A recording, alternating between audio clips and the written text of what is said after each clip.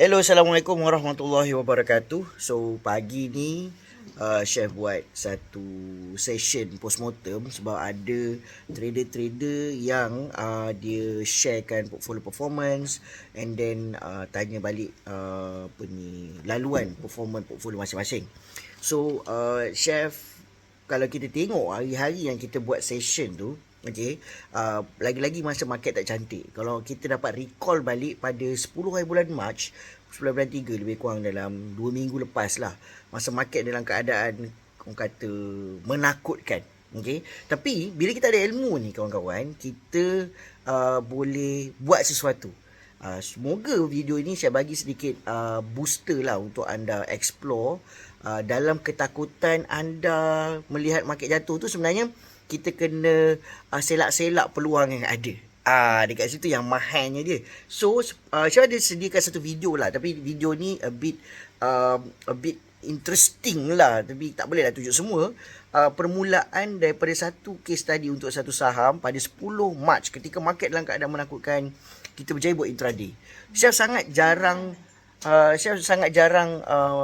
buat session intraday. Tetapi saya rasa circle kita dah mula ready untuk menerima segala peluang.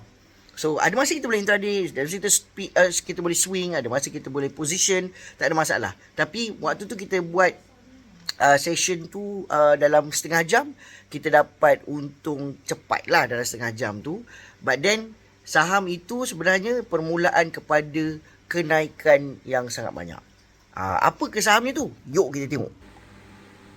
Okay, so kalau tengok ni 10 Mac ni dalam group FPX kita, Chef buat case study pada pukul 12 tengah hari masa ni, masa live trade. Dan masa tu net gate pada harga RM10 paling rendah. Ni pukul 12 tengah hari masa ni, 10 hari bulan. On, still. Tapi kita tak boleh tak tengok, mesti kena monitor 24 jam masa ni. Ni siapa nak main tadi? Ni tengah tengok ni. Dia tunggu standby. Dan untuk orang, jadi kita beli ikut spek tau. Kita tak beli ikut emosi. Kita hanya akan beli RM14 setengah sahaja.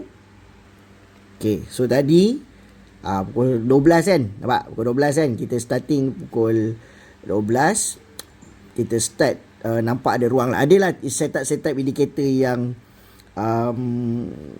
special lah untuk geng-geng first class kita. Dan kalau kita dapat lihat, dia dah ada formation yang cantik. Saya dapat triggered daripada RM10, tapi kita tidak masuk pada bottom